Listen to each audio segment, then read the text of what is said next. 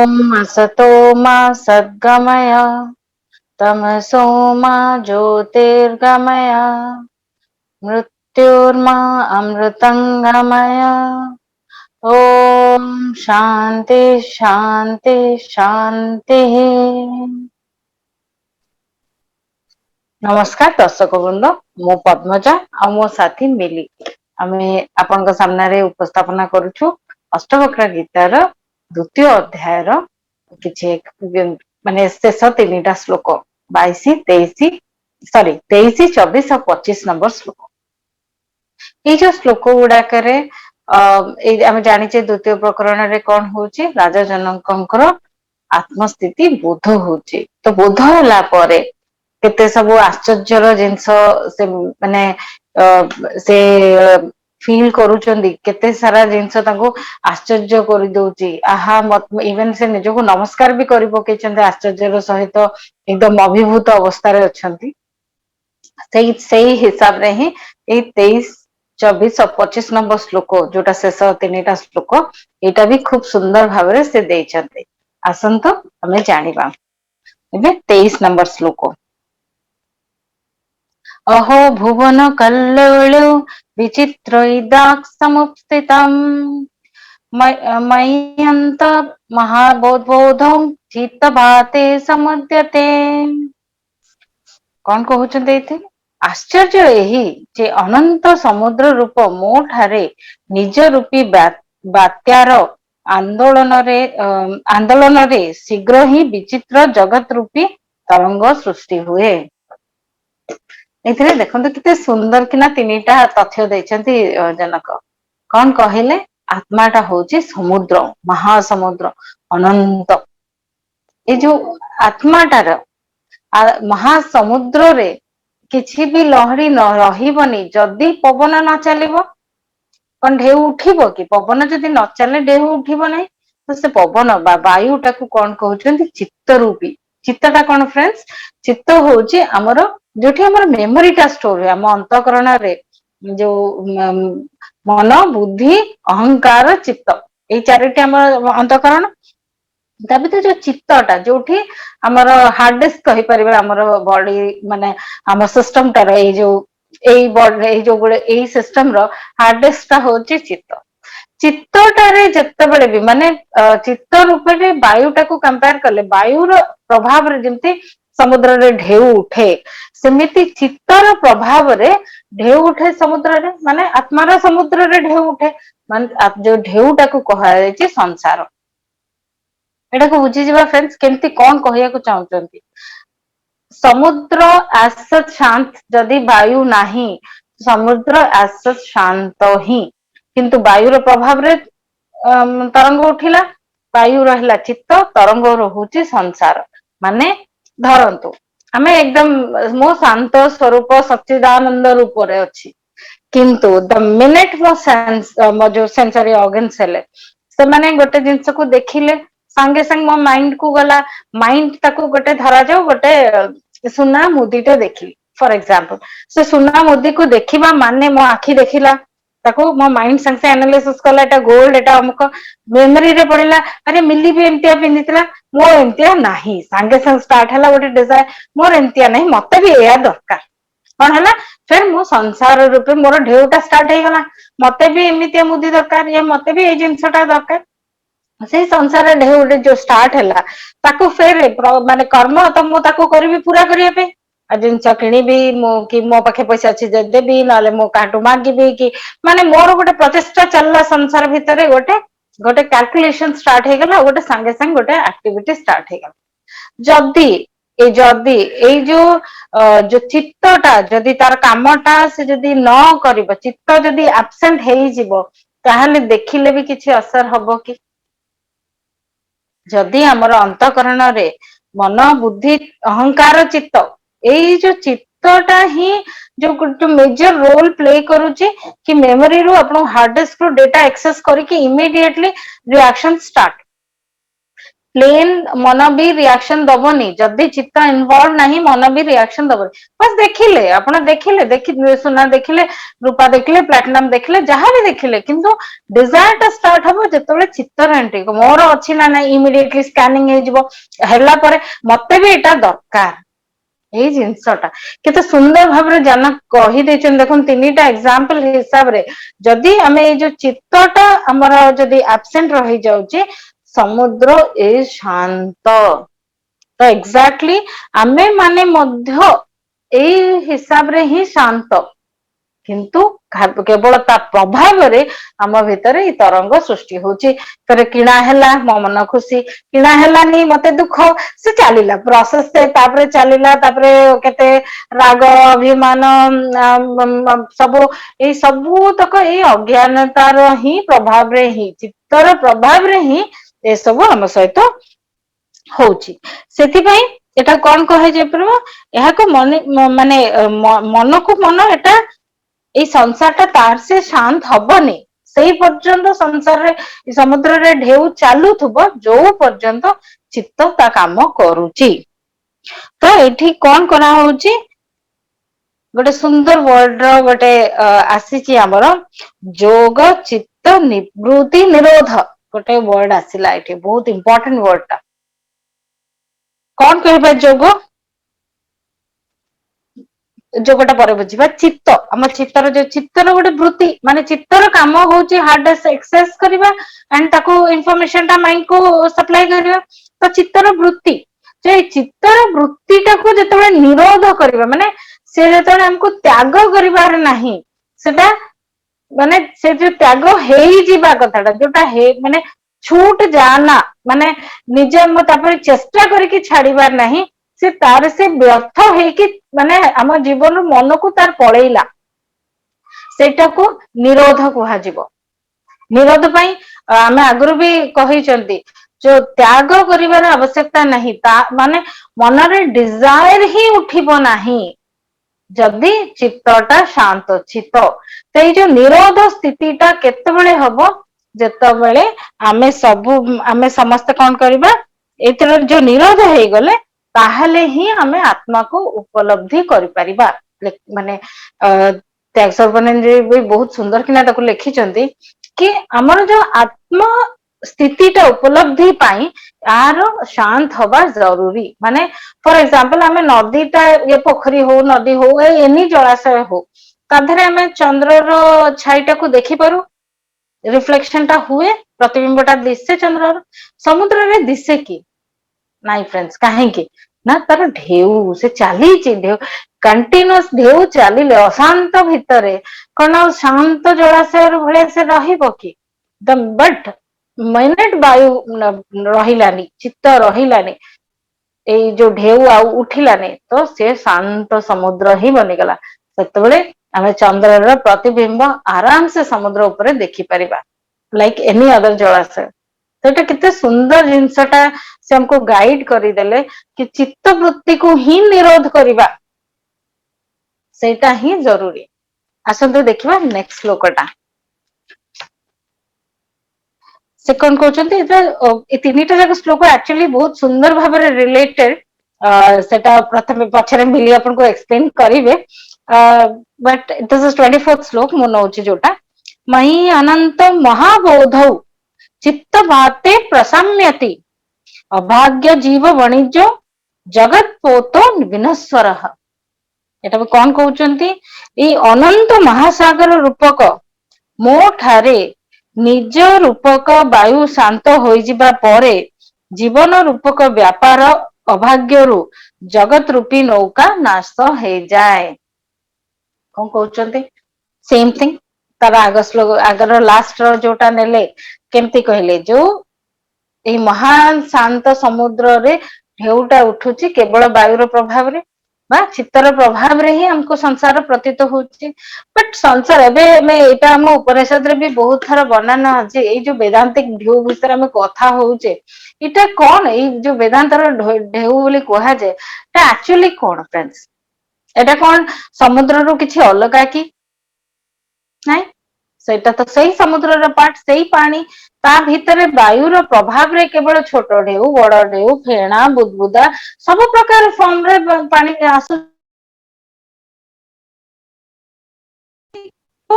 ଯୋଉଠି ଆମେ ଯାଉଛେ ସିଏ ମିଶି ଯାଉଛି କଣ ସେଇ ପାଣିଟାର ହିଁ ମାନେ ସମୁଦ୍ର ପାଣିର ହିଁ ସ୍ୱରୂପ, ରାଇଟ୍? ମାନେ ଅଲଗା ଆଉ କିଛି ଏକ୍ସିଷ୍ଟେନ୍ସ ଅଛି କି? ଯଦି ପାଣିଟାକୁ ସମୁଦ୍ରଟାକୁ ହଟେଇ ଦିଆଯିବ ତାହେଲେ କଣ ସମୁଦ୍ରରେ ଢେଉଟା ରହିବ କି? ତାର କିଛି ପ୍ରେଜେନ୍ସ ଅଛି? ଏଇଟା ଆମେ ନିଜର ଏଇ ଯୋଉ ବଡି ମାଇଣ୍ଡ କମ୍ପ୍ଲେକ୍ସ କୁ ଆମେ ମୋର ନିଜର ଭାବି ଭାବିକିନା ଆମେ ବସିଛେ ଆଣ୍ଡ ଆମେ କଣ ଫିଲ୍ କରୁଛେ? ଇଟ୍ ଇଜ ଦ୍ୟାଟ ମୁଁ ଏଇ ପଦ୍ମଜା ଯୋଉ ଏଇ ଯୋଉ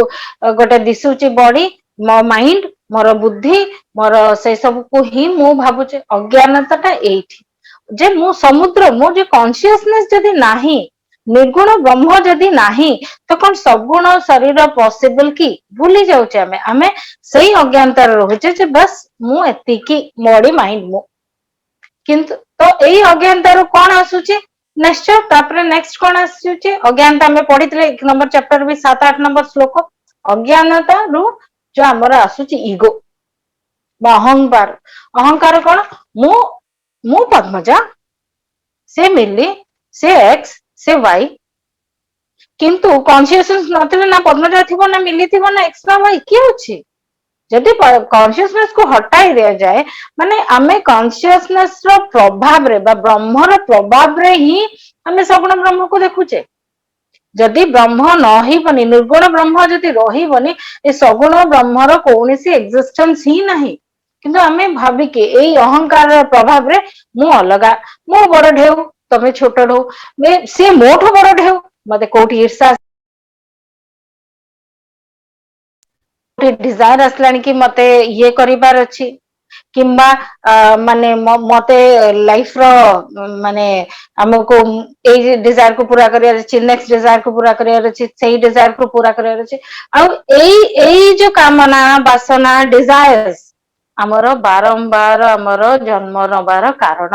ବା ପରିଗ୍ରହ ଯୋଉ ଚାଲି ରହିଛି। ଆମେ ଯୋଉ ଅନନ୍ତ କାଳରୁ ଏଇ ପୃଥିବୀକୁ ଆମେ ବାରମ୍ବାର ବାରମ୍ବାର ବାରମ୍ବାର ଧରା ପୃଷ୍ଠରେ ଜନ୍ମ ନଉଛେ, ସେଇଟାର ବେସ୍ କୋଉଠି? ସେହି ଡିଜାୟାର, ସେଇ ଯୋଉ ସଂସାର ପ୍ରତୀତ ଯୋଉ ହଉଛି, ସଂସାର ଭିତରେ ଯୋଉ ଆମର ଡିଜାୟାର ହଉଛି, ଡିଜାୟାର କୁ ପୁରା କରିବା ପାଇଁ ଯୋଉ ଆମର ମାନେ କର୍ମ, ମାନେ ଅବିଦ୍ୟା କାମ କର୍ମ, ଶଙ୍କରାଚାର୍ଯ୍ୟ ସୁନ୍ଦର କିନା ପଠେଇ ଏଇ 3ଟା ୱାର୍ଡ ଦେଇଛନ୍ତି। କାରଣ ଏକ ତ ବିଦ୍ୟା ନାହିଁ, ମୂର୍ଖ, ତା ଦେହରେ ଡିଜାୟାର ଉଠିଲା, ଡିଜାୟାର କୁ ପୁରା କରିବା ପାଇଁ କର୍ମ, ଅବିଦ୍ୟା କାମ କର୍ମ, ଇଟ ଇଜ ଓନଲି ମାୟା। ଏଇ ଯୋଉ ମାୟାଟାର ସଂସାର ଟା ଯୋଉ ମାୟାର ହଉଛି, କଣ ମୁଁ ଭଲ, ମୋର ଭଲ ହବା ଦରକାର, ମୁଁ କେବେ କଷ୍ଟ ପଡିବାକୁ ହବନି, ମୁଁ ଭଲ ଥିବାର ଅଛି, ମୋ ଘର ଲୋକ ଭଲ ଥିବାର ଅଛି, ମୋର ସମସ୍ତେ ମୋର ଚିହ୍ନା ପରିଚୟ ସବୁ ଭଲ ଥିବାର ଅଛି। କାହିଁକି ଡିଜାୟାର ଟା ଉଠୁଛି କୋଉଠି? କାରଣ ଅଜ୍ଞାନତା ଭର୍ତ୍ତି ହେଇଛି, ଅହଙ୍କାର ଭର୍ତ୍ତି ହେଇଛି। ତ ଆମେ ଏଇ ଯୋଉ ଆମର କ୍ରିଏଟର ଦେଖିବାକୁ ଗଲେ, ସେଇ ନିର୍ଗୁଣରୁ ମୁଁ ଯୋଉ ସଗୁଣ ଫର୍ମ ଟା ମୁଁ ଦେଇଛି, ଯଦି ମୁଁ ମନେ ରଖିଲି ତାହେଲେ ସେ ସଗୁଣ ଫର୍ମଟାର କିଛି ଆଉ ଭ୍ୟାଲ୍ୟୁ ରହୁଛି କି? ଯଦି ନିର୍ଗୁଣ ଫର୍ମ ଟାକୁ ମୁଁ ମନେ ରଖିଦେଲି, ଆଉ ଏଇ ସଂସାରରେ କିଛି ଜିନିଷର ଭ୍ୟାଲ୍ୟୁ ହିଁ ରହୁନି। ତ ତାମାନେ କିନ୍ତୁ ଆମର ଅଜ୍ଞାନତା, ଆମର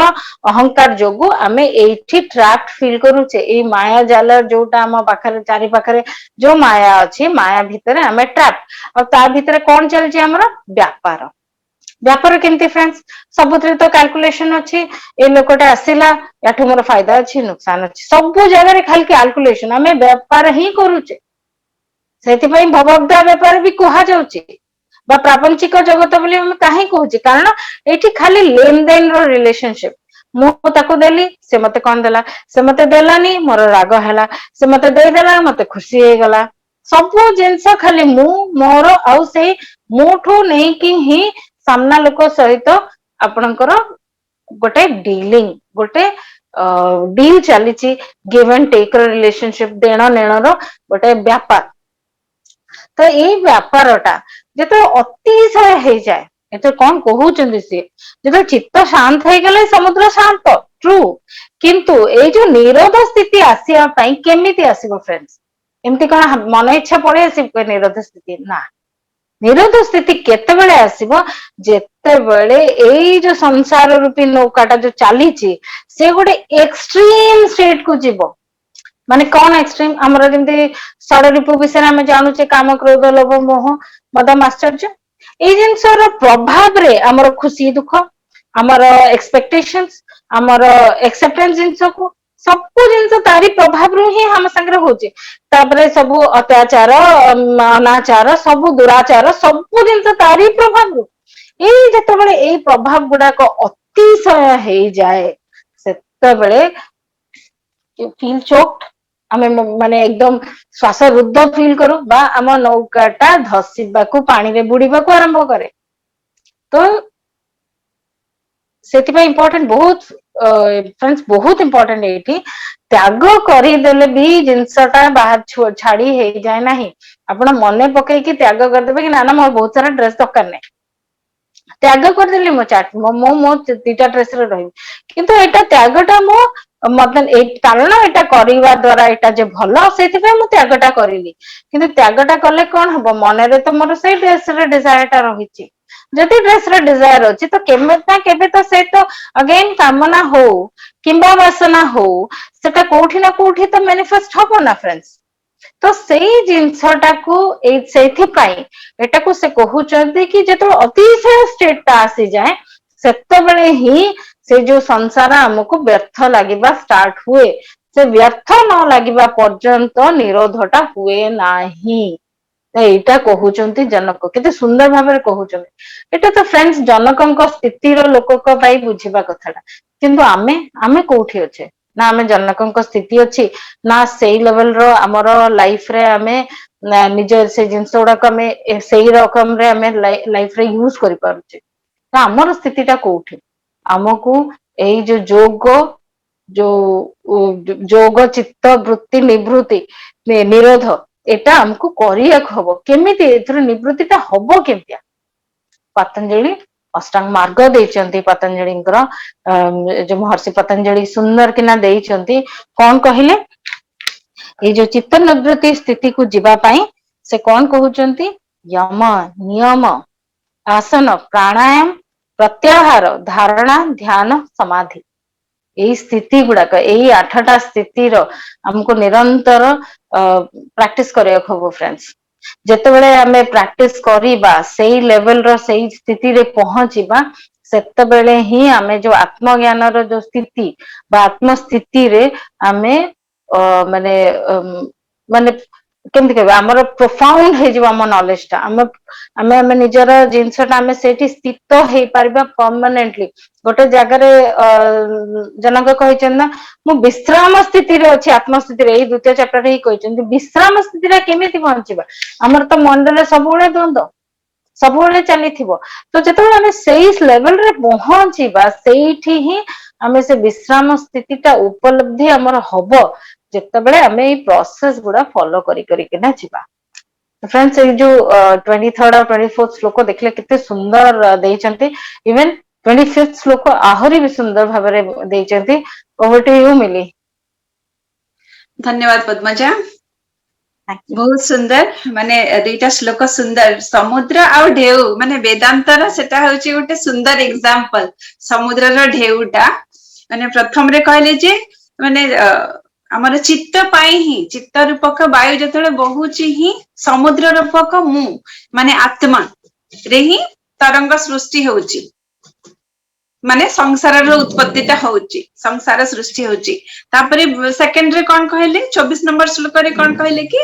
ଯେତେବେଳେ ଚିତ୍ତ ରୂପକ ବାୟୁଟା, ଚିତ୍ତ ରୂପୀ ବାୟୁଟା ବହିବା ବନ୍ଦ ହେଇଯିବ, ସମୁଦ୍ର ଶାନ୍ତ ହେଇଯିବ। ସେ କହିଲେ, ଯେମିତି କି ପଦ୍ମଜା କହିଲେ କି ମାନେ ସେ ଯୋଉ ଶାନ୍ତ ହବା ପାଇଁ, ଆମ ପାଇଁ ପ୍ରାକ୍ଟିସନର ମାନଙ୍କ ପାଇଁ ପତଞ୍ଜଳି ଯୋଗ ସୂତ୍ର ନିହାତି ଦରକାର ଅଛି। ଯୋଗ ଚିତ୍ତ ବୃତ୍ତି ନିରୋଧ, ସେଇ ଜିନିଷଟା ଯମ ନିୟମ ଆସନ ପ୍ରାଣାୟାମ ପ୍ରତ୍ୟାହାର ଧାରଣା ଧ୍ୟାନ ଓ ସମାଧି, ଏ ସବୁ ଆମେ ପାଳନ କରିବା ଉଚିତ। ସେଇ ଯୋଉ ସମୁଦ୍ର ଟା ଶାନ୍ତ ହେଇଯିବା ପାଇଁ, ମାନେ ଆତ୍ମା ସ୍ଥିତି ଟାକୁ ପହଞ୍ଚିବା ପାଇଁ। ଏବେ କିନ୍ତୁ 25 ନମ୍ବର ଶ୍ଲୋକରେ ଆହୁରି ସୁନ୍ଦର ବିୟୁଟିଫୁଲି ସେ ଆଉ କଣ କହିଛନ୍ତି, ଏବେ ତାଙ୍କୁ ତ ସିଏ ତ ପୁରା ପୁରି ଆମେ ଜାଣିଛେ ଯେ ତାଙ୍କୁ ଆତ୍ମବୋଧ ହେଇ ସାରିଲାଣି। ଏବେ ସେ ଖାଲି କେବଳ ଏକ୍ସାମ୍ପଲ ମାଧ୍ୟମରେ ଅଷ୍ଟବକ୍ରଙ୍କୁ କହୁଛନ୍ତି କି ମୋର ଆତ୍ମ ଉପଲବ୍ଧି ହେଇଯାଇଛି, ମାନେ ମତେ ବିଶ୍ବାସ କରନ୍ତୁ ଟାଇପ ର କି ମାନେ ମୁଁ ଜାଣିଛି କି ହ୍ୱାଟ ଇଜ ଆତ୍ମସ୍ଥିତି, ମୁଁ ଖାଲି ଏମିତିକା କହୁନି,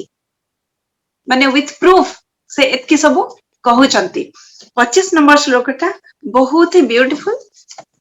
आसंतु श्लोकटा नबा।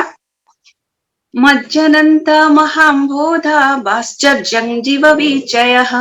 उद्यन्ति घ्नन्ति खेलन्ति प्रविशन्ति स्वभावतः। कौन कहउचंती तार अर्थटा कोनटा कि आश्चर्य मो ठारे अनंत महासागर रूपक जीव रूप तरंग उठुची परस्पर संघर्ष करुची खेलुची तथा स्वभाव रे लय होई जाउची। प्रीवियस श्लोक रे कौन है हमको निरोध करबा पाई चित्तवृत्ति निरोध पाई हमको ये सब दरकार हैला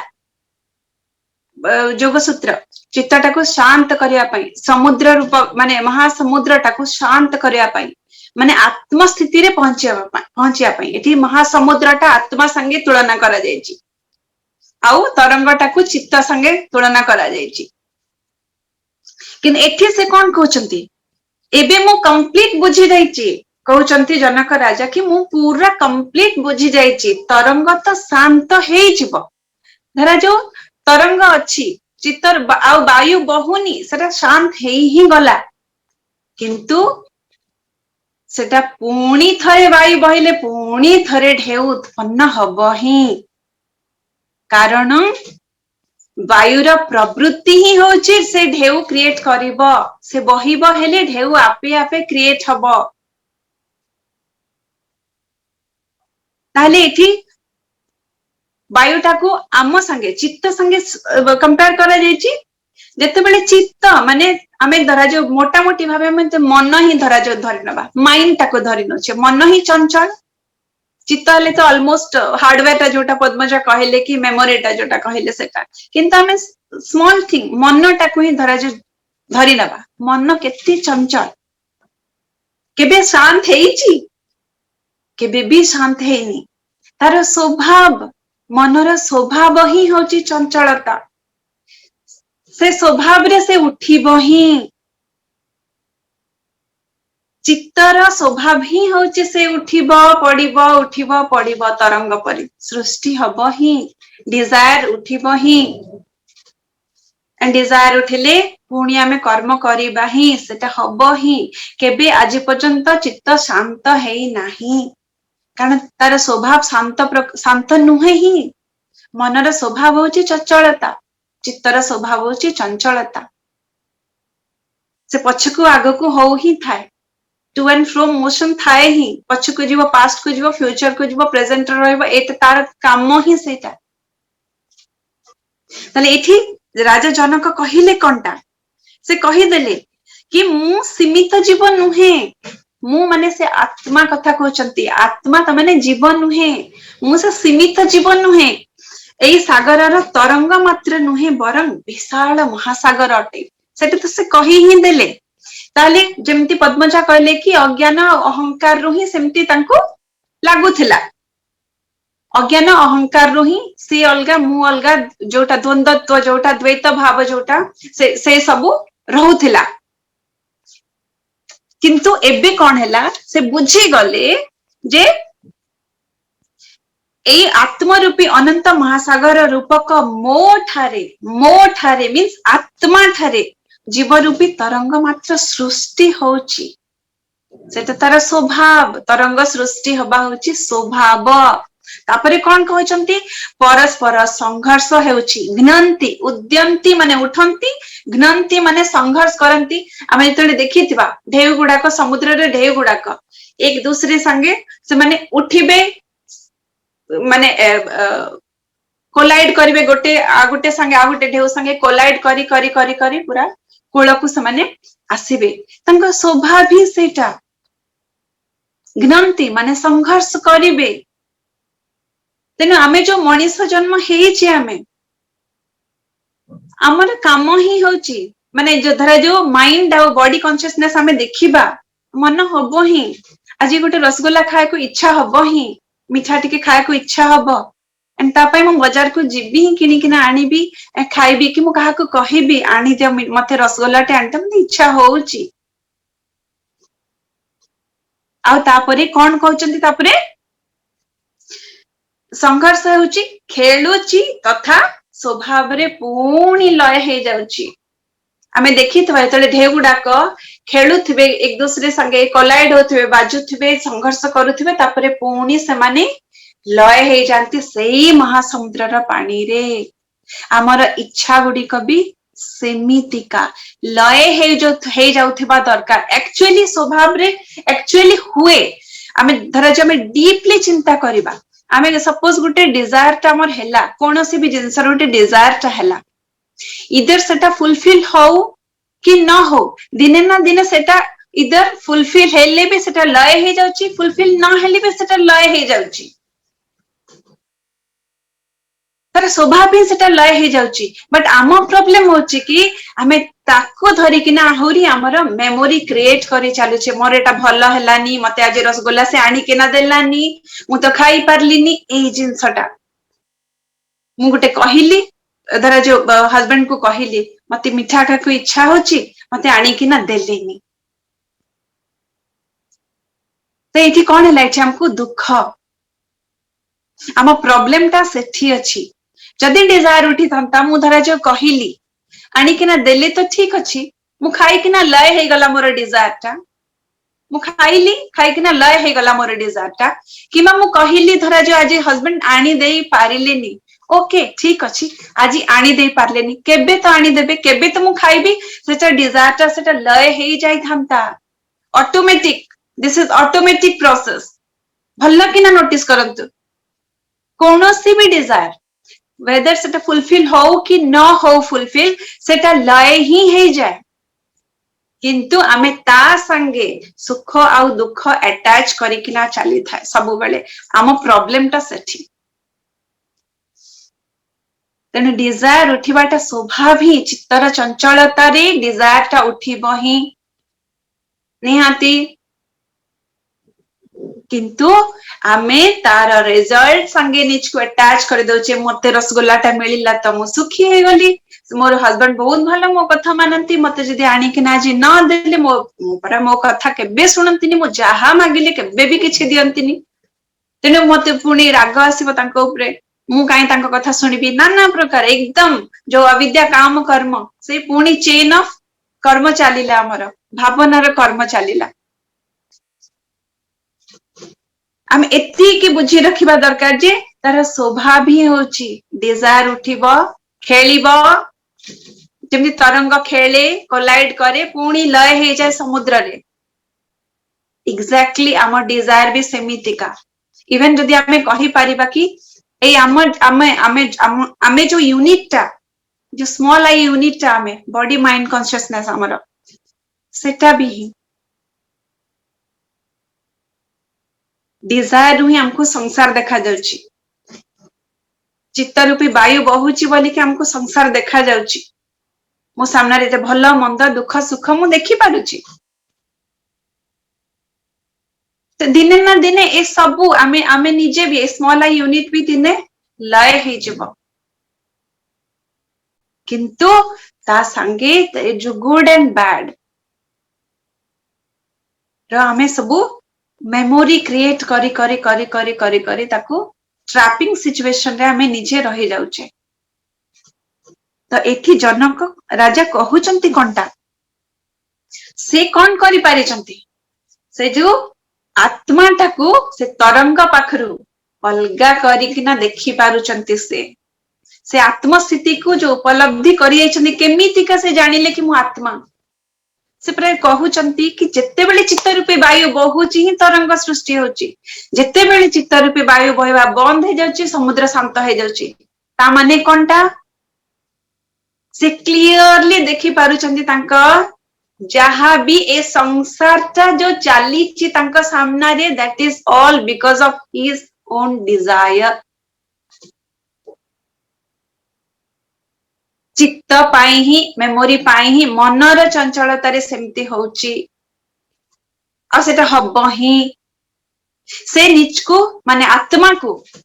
कैपिटल आई को स्मॉल आई पाखरु आराम से अलगा करि पारुचंती जोटा कि आमे पारेनी बोली कि आम पाई असुविधा आमे भाबे रसगोल्ला मिली ही लानी आज मते देले ही नहीं मते जदि सही समय रे आमे जदि कुटस्थ हबार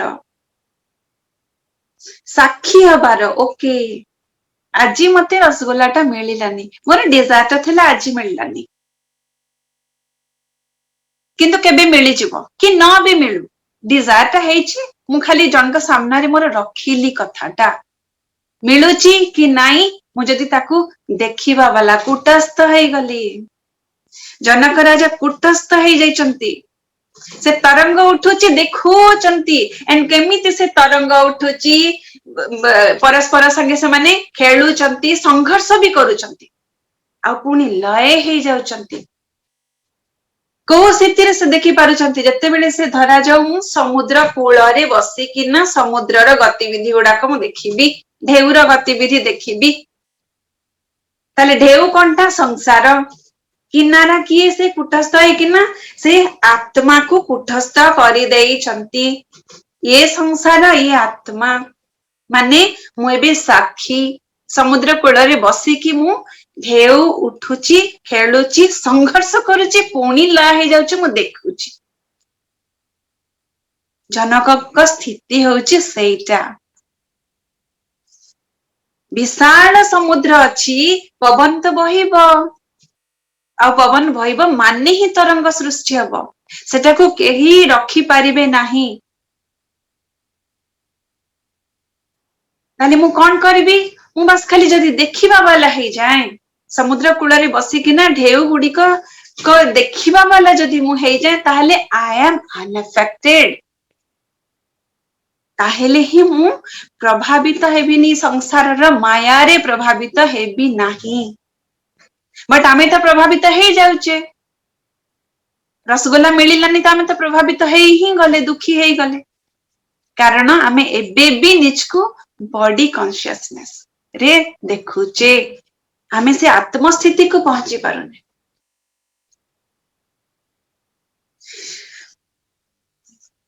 त माने जनकंक कहिबा कथा एटा माने आमे जहा बुझुचे कि गोटे ज्ञानी रो स्थितिटा पोखरी रे पद्म पत्र सदृश ही हेबा कथा पद्म पत्र रे जेमती पानी टा केबे लागे ही नहीं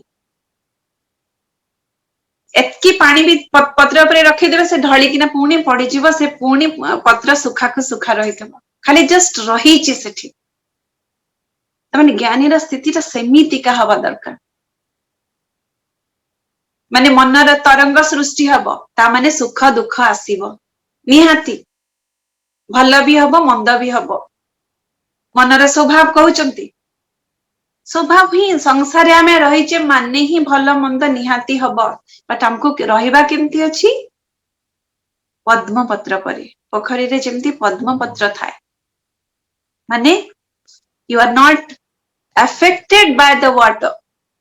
you are there in the water but not affected by water संसार केबे भी बदली बनी संसार माने ही तो सेटा संसार माने ही सेटा माया माया माने कोनटा सुख दुख दिन राति माने डुअलिटी द्वंद्व किंतु से द्वंद्वत्व रे रही किना भी जदि आमे निर्द्वंद्व हेई किना रही पारिले सेटा होची ज्ञानी रा स्थिति सेटा होची कुटस्थ रा स्थिति तटस्थ रा स्थिति सते बेले ही आमे हमर से कैपिटल आई बा मु एई जो समुद्र सदृश ही मु सही समुद्र तार उपलब्धिटा आमे करि पारिबा ताले गोटे कथा जदि ताले कोन ज्ञानी पुरुष जी ताले कोन तार कोन ना चित्त मन बुद्धि चित्त अहंकार किछि नाही सबु अछि सबु रहइबो मन रहइबो बुद्धि रहइबो चित्त रहइबो अहंकार रहइबो सबु रहइबो किंतु ज्ञानी क्षेत्र रे ए सब जो चित्त सॉरी मन बुद्धि चित्त अहंकार आत्मा रे विलीन है जानती आउ माने से जो साक्षी रूपरे थरे से जो आत्म उपलब्धिटा हेई सारिला परे कुटस्थ हेई सारिला परे से माने आउ संसार रो भल मंद सुख दुखरे आउ प्रभावित हुअंती नाही जोटा ए जो निरोध कथा कुहा गला पतंजलि योग सूत्र रे प्रीवियस श्लोक रे आउ एठी निरोध करबा को पड़ेनी कौन से जिनस जेतेबेले हमें साक्षी हे जाउचे भला होची ओके मु देखिबा वाला रसगुल्ला मिलिला ओके मु खाइली मते मु देखिया वाला हे गली मते आज मिलिला डिजायर ता हला मते मिलिला मते आज रसगुल्ला मिलिलानी फिर भी मु देखिया वाला हेली इफ आई एम अनअफेक्टेड मते जदी क्रोधटा हेई नाही कि मते मिलिलानी रो दुखटा मते जदी हेई नाही ताले तो मु ज्ञानी ताले तो मु साक्षी मिलिला भी ठीक अछि मिलिनी भी ठीक अछि जीवन मुक्त अवस्था फ्रेंड्स जीवन मुक्त अवस्था ही होची ज्ञानी रो परफेक्ट अवस्था आ एठिया किछि निरोध करबा को पड़ेबनी कि मते जबरदस्ती मते ए भाबिबार अछि कि नै नै आज रसगुल्ला मिललानी हो हो ठीक अछि मु एडजस्ट कर देबी नै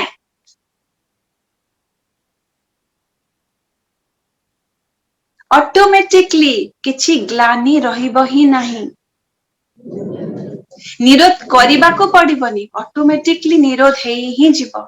ठीक अछि आज मिलिलानी दैट्स ओके आमे बारंबार कहूचे दैट्स ओके कहबा स्थितिटा इन एनी सिचुएशन सेटा होची ज्ञानी रो स्थिति इन एनी सर्कमस्टेंसेस खाली कौन हम संसार एज यूजुअल रहिथिबो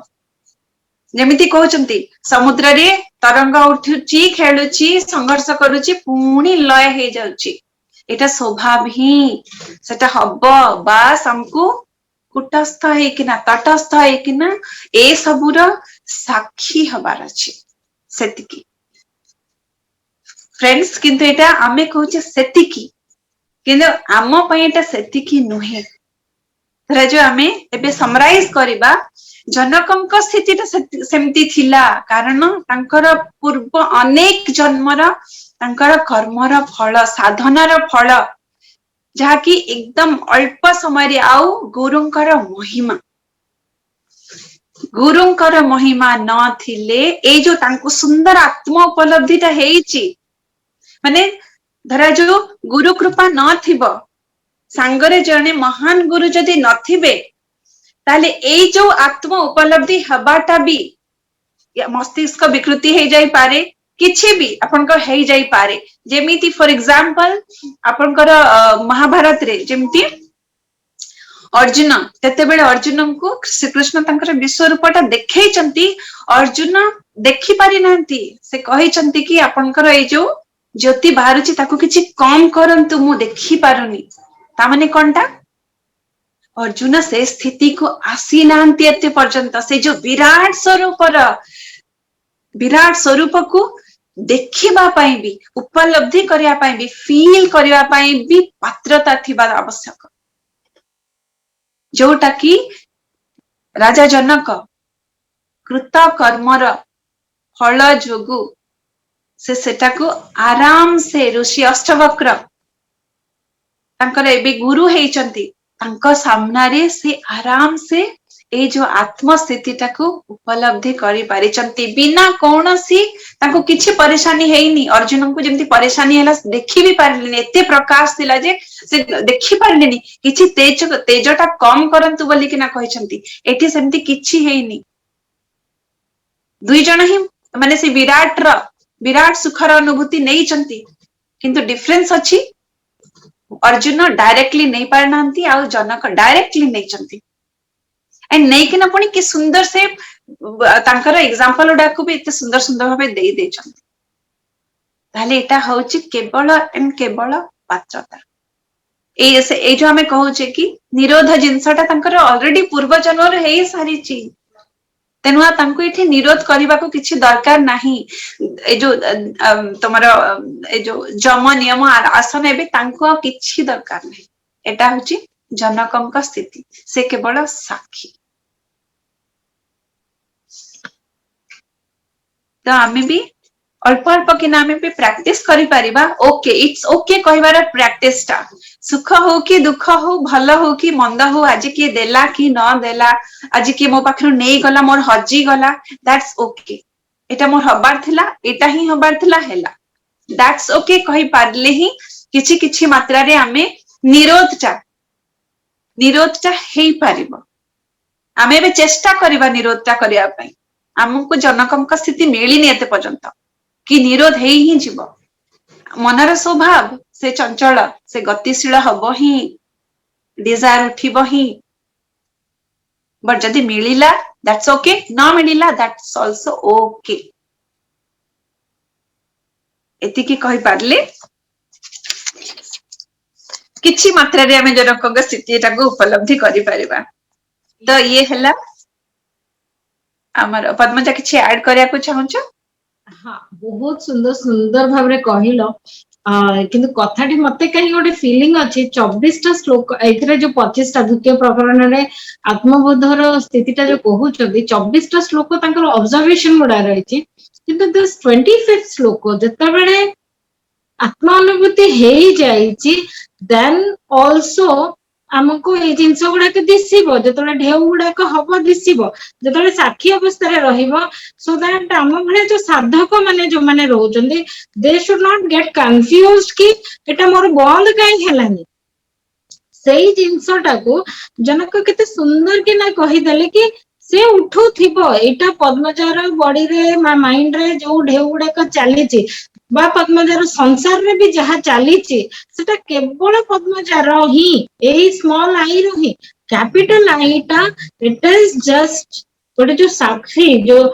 कुटस्थ अवस्था जोटा कहले मिली बहुत सुंदर कि ना एही जो जनक हमको कहि देबा को चाहउचंदी कि डोंट गेट डिसहार्टेंड माने एटा तार स्थिति चालू छे एटा नुह कि हमें आत्मस्थिति उपलब्धि करी ना है but only thing is unaffected and involve नहीं हमें जिनस हमें खाली देखिबा वाला जदी बनी गले ताहले आत्मस्थिति उपलब्धि हेई जीवो ना कोनोसी निरोधर आवश्यकता भी रहिबो नाही खूब सुंदर मिली माने ए जो आई फील के जो 25th श्लोकटा माने चैप्टर को एंड करिया पई it's a very beautiful thing कहि चंदी माने लोक रियलाइज कला पर भी maybe sometimes people get confusion रहउची अरे मते मोर जदी मोर हेनी की आत्मस्थिति मु उपलब्धि करिनी कि मते काहे की दिसुची प्रोबब्ली सेही कंफ्यूजन टा को हमर दूर करिया पई मु फील करूची कि जनकंकर ए 25 नंबर श्लोकटा बहुत बहुत इंपोर्टेंट तमे कोन चिंता करछो मिली मोर I have this feeling yes बहुत इंपोर्टेंट कि आमे बेले बेले भाबी अरे मते मोर कोन आत्मस्थिति माने आत्मस्थिति टाको मु उपलब्धि करि पारुची कि नाही माने आत्मार फीलिंग ता मते आछी कि नाही आमे पाउचे बट फिर भी नेक्स्ट स्टेप रे आमे पुनी ताको डाउट करिया को लागि पडुचे तो सेटा से कहू चंती कि मींस वंस तुमको आत्मस्थितिटा प्राप्त हेई गला माने ता माने बुझिबा कथा कि एनी कि मनर स्वभाव से चलिबो उठिबो पडिबो सब करिबो किंतु बस ताको साक्षी हिसाब रे ताको खाली आमे जदी ऑब्जर्व करूथिबा सेटा ही होची ज्ञानी स्थिति आ डाउट करिवार किछि नाही संदेह करिवार किछि ही नाही मूल रे भी चैप्टर 1 रे भी कहि दे चंती कि यू आर दैट ओनली तत्क्षणात जो दर्शन तत्क्षणात तुमे अधुनैव जो कहि चंती कि एबे ही तुमे से आत्मा ही तुमे आ किछि नुए तुमे से आत्मा ही बोली कि ना किंतु हमको डाउट हुए 25 नंबर श्लोक रे सेटा सुंदर कि ना क्लियर कर दे चंती कि डू नॉट डाउट जदी जोटा होउची सेटा ही ठीक होउची एकदम परफेक्ट होची बस खाली इस साक्षी हिसाब रे रहिबार प्रैक्टिस ता आशा करूछु दर्शक बंधु हमर आज द्वितीय प्रकरण समाप्त हैला कंप्लीट हे गला आशा करूछु आपण मन को समस्त को भल लागिथिबो आ तृतीय प्रकरण आनिया पर्यंत हमको विदाय दियंतु नमस्कार धन्यवाद नमस्कार।